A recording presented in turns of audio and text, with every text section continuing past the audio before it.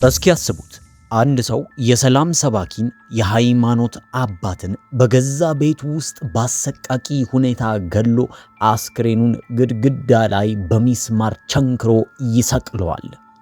በዚህ የሃይማኖት አባት ራስም ላይ የእሾህ አክሊል ይደፋበታል። ፖሊስ ይህንን አረመኔያዊ ወንጀል የፈጸመውንም ሰው በቁጥጥር ስር ሲያውል ግን እንደምታስቡት አልሆነም። ይልቁንስ ይህ ወንጀለኛ በማልቀስ ወይም በመጸጸት ፋንታ ፊቱ ላይ በሚያሳቅቅ ፈገግታ እንዲህ ይላል፣ እኔ ነፍሰ ገዳይ አይደለሁም፣ እኔ ሰማዕት የሆንኩ ቅዱስ ሰው ነኝ አለ።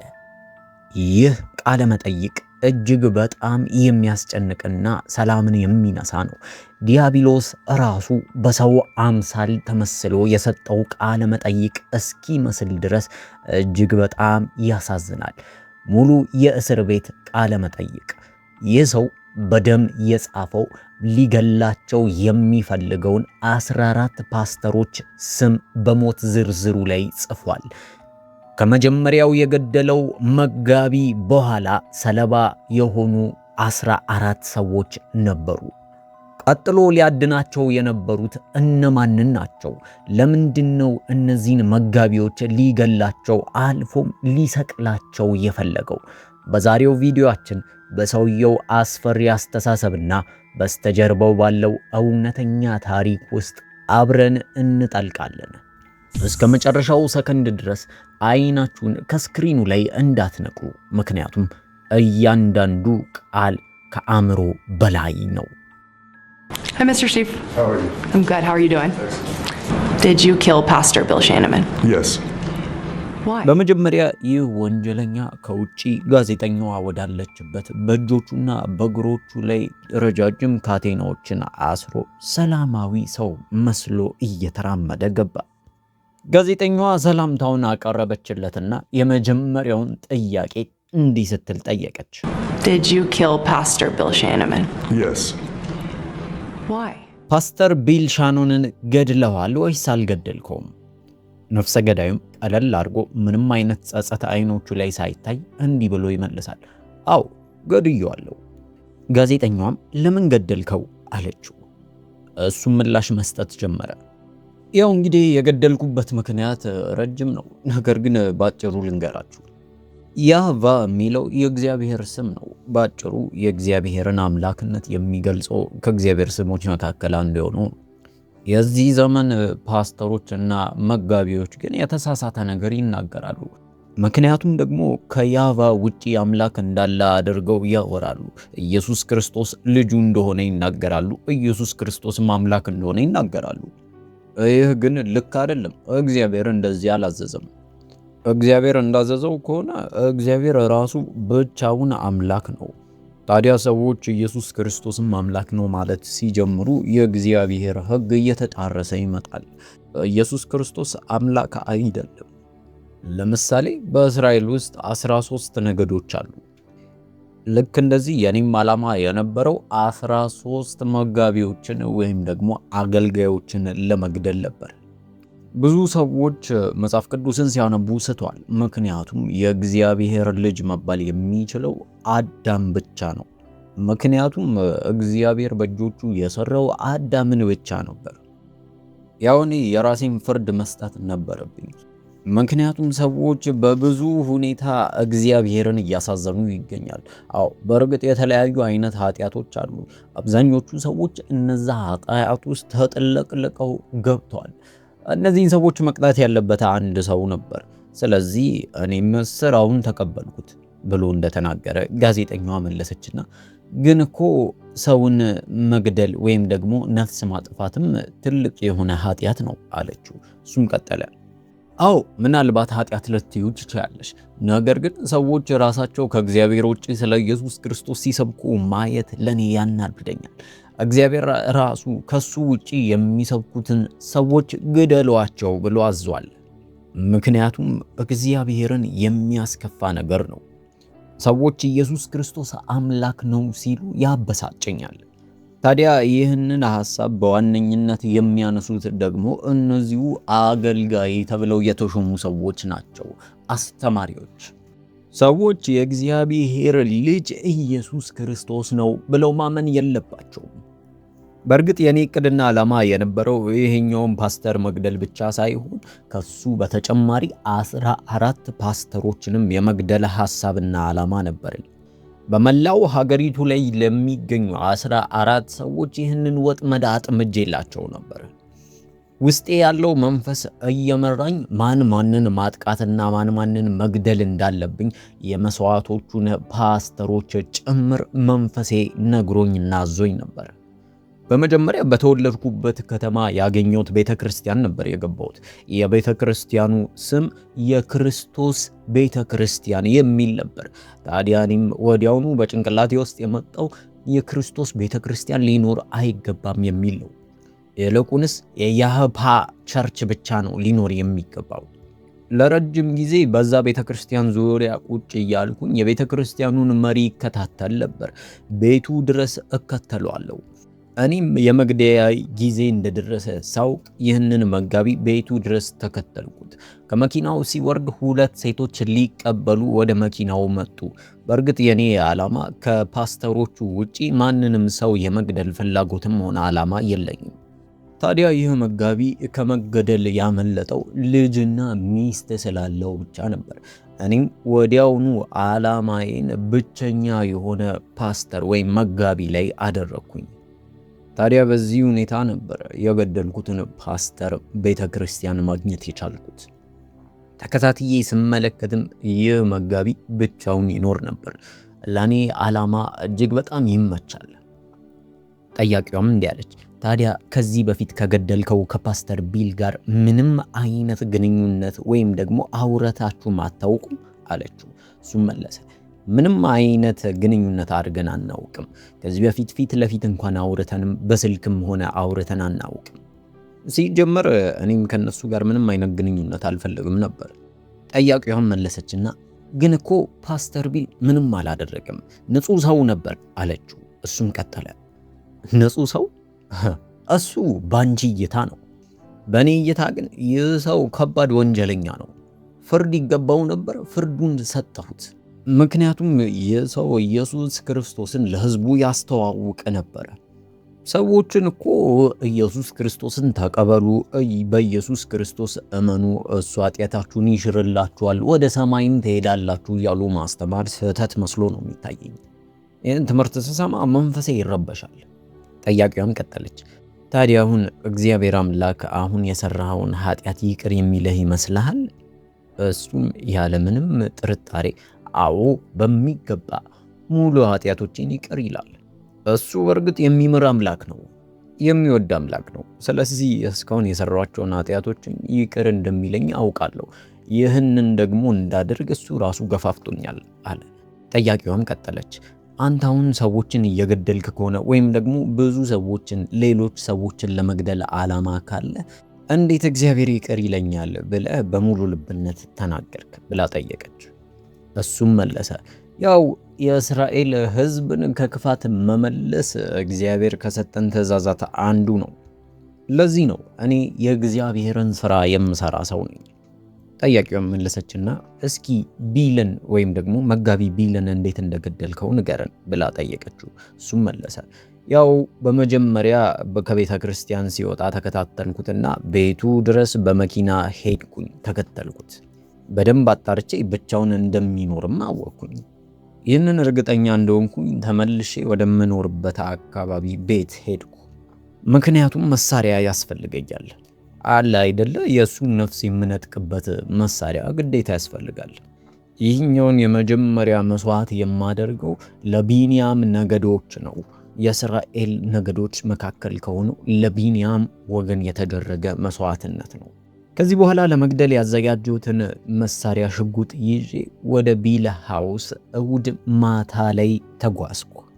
በቤቱም እንግዲህ ለመግደል አልከበደኝም ነበር። በእርግጥ ትንሽ ቢታገለኝም እኔ ግን ልገለው ቻልኩኝ። ከዛ በኋላ ግዴታ ለቢንያም ነገድ መሰቀል ስለነበረበት ግርድዳ ላይ እጆቹን በስቼ ሰቀልኩት። ያው ከዚህ በፊት የወንጀል ልምድ ስላለኝ ብዙ አልከበደኝም ነበረ። ወዲያውኑ ጉዳዩን ለመፈጸም ችያለሁ። ብዙ ደም እንዲኖር አልፈለኩም ነበር። ነገሩን ቶሎ ማጠናቀቅና ብዙ ደም ሳይነካኝ ለመጨረስ ነበር ሐሳቤ። ይህን ሰው ላሰቃየው ወይም ደግሞ ላጎሳቁለው አልፈለኩም። ህመሙ እንዳይጻናበት ወዲያው ልገለው ስለፈለኩኝ ነበር። ሽጉጥም ለመጠቀም አላስፈለገኝም ነበር፣ ግን አፍኛው ነበር የገደልኩት።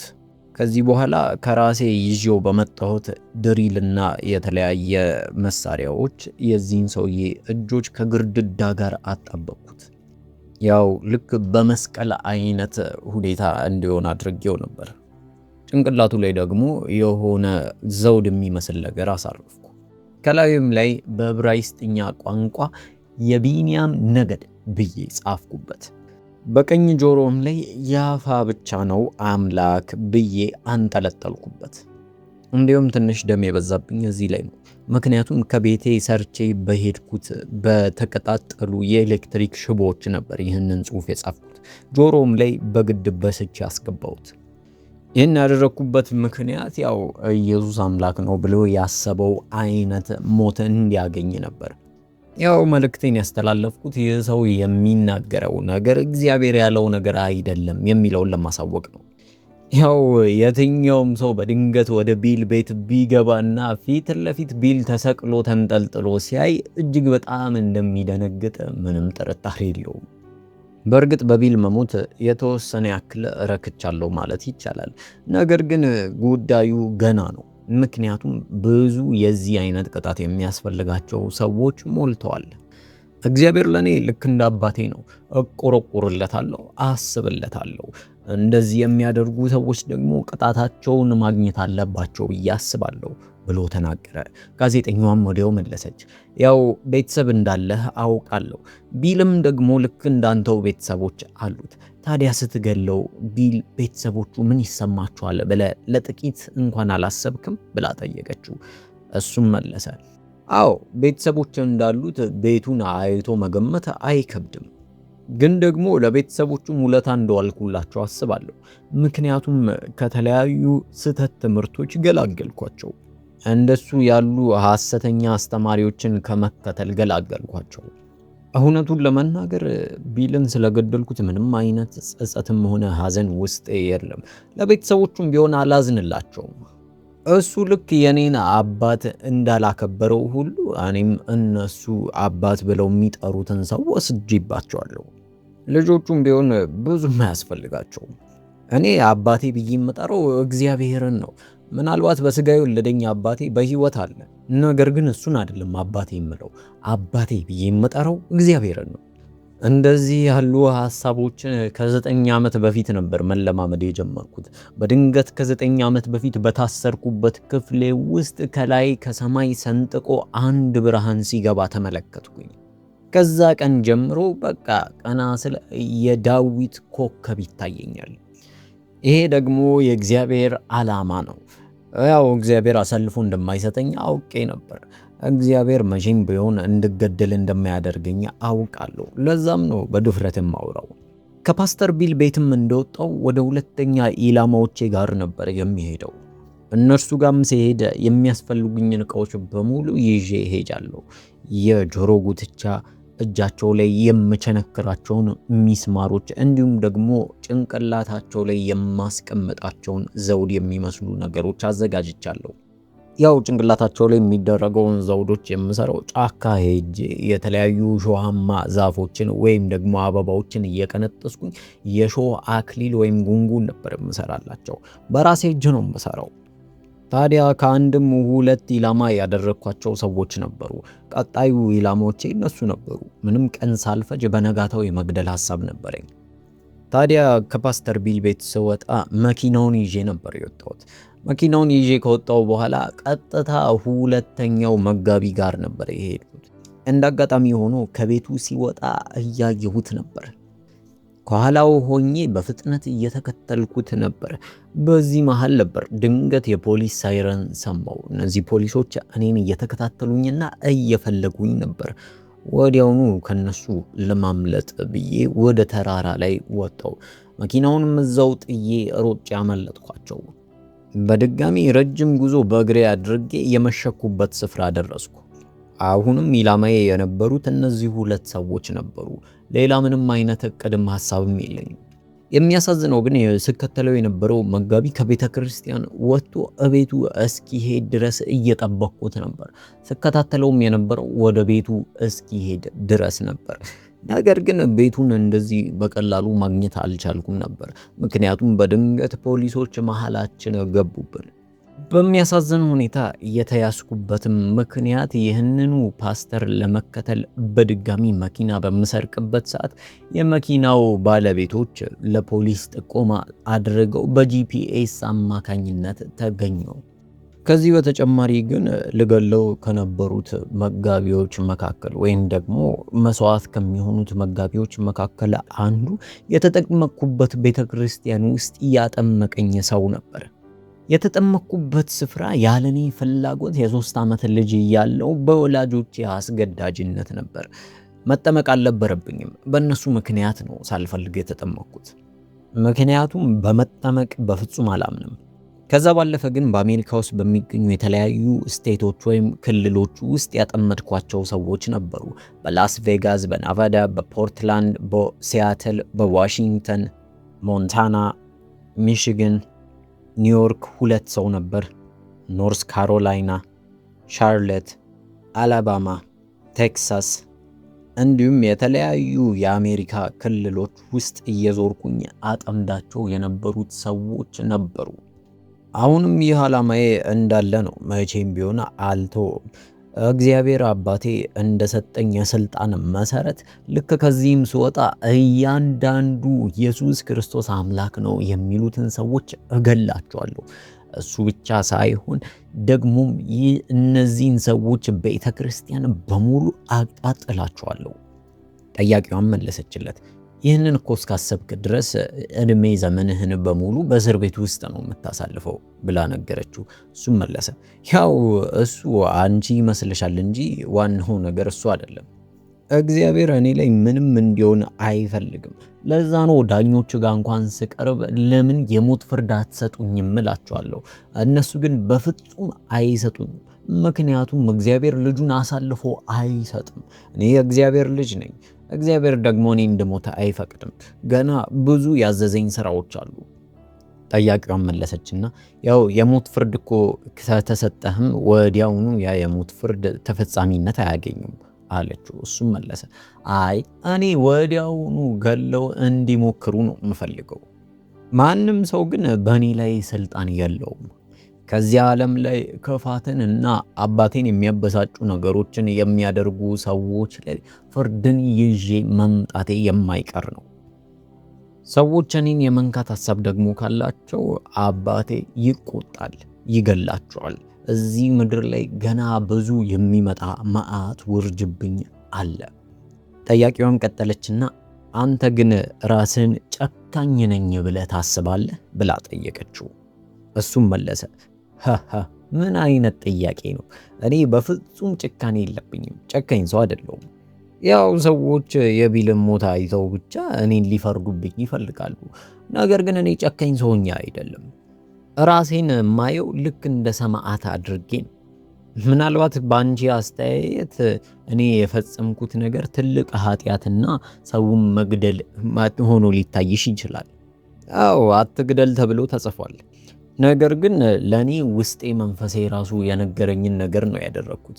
ያን ደግሞ በማድረጌ እግዚአብሔር የሚናደድብኝ ወይም የሚቆጣኝ እንዳልሆነ እርግጠኛ ነኝ።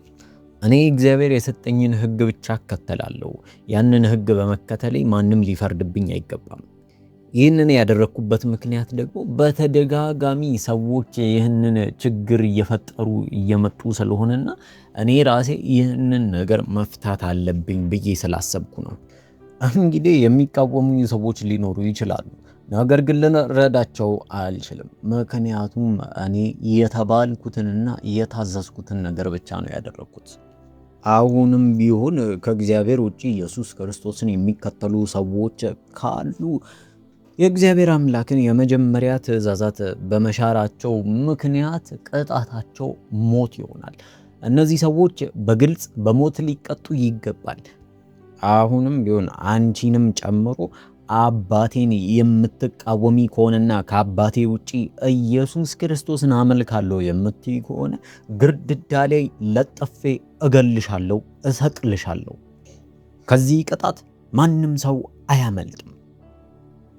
ወዳጆቼ የዛሬው ታሪክ ዝም ብሎ የአንድ ነፍሰ ገዳይ ታሪክ አይደለም። ይህ ታሪክ ጠላት ሰይጣን የሰው ልጅን አእምሮ እንዴት በሐሰት መገለጥ በትዕቢትና በጭካኔ መንፈስ ሊያሳውረው እንደሚችል ትልቅ ማሳያ ነው። ቃሉ በመጨረሻው ዘመን ሰዎች ራሳቸውን የሚወዱ ይሆናሉ፣ የቅድስና መልክ አላቸው፣ ኃይሉን ግን ክደዋል እንደሚል ይህ ገዳይ የእግዚአብሔርን ትእዛዝ እየፈጸመ እንዳለ ቢያምንም በውስጡ የነበረው ግን ፍጹም የጨለማና የዲያብሎስ የጥልቁ መንፈስ ነበር። እግዚአብሔር አምላክ የፍቅር የሰላምና የይቅርታ ቸር መሐሪ አምላክ ነው። ማንም ሰው በፈጣሪ ስም ሰይፍ እንዲያነሳና የንጹሐንን ደም እንዲያፈዛ አልታዘዘም። ይህ ክስተት ሁላችንም በጸሎት እንድንተጋ በመንፈሳዊ ሕይወታችን ንቁ እንድንሆንና የሚመጡትን መናፍስት ሁሉ እንድንመረምር ትልቅ ማስተማሪያ ሊሆነን ይገባል። ከዚህ ታሪክ በመነሳት እናንተንም አንድ ጥያቄ እንጠይቃችሁ። ከዚህ ታሪክ ምን ተማራችሁ? እውነተኛ መንፈሳዊነት የክርስቶስን ልብስ ያለብሳል። ሐሳቦቻችሁን በኮሜንት ስር አጋሩን። ላይክና ለሌሎች ሼር ማድረግ እንዳይረሳ። ስላዳመጣችሁ እናመሰግናለን። ተባረኩ።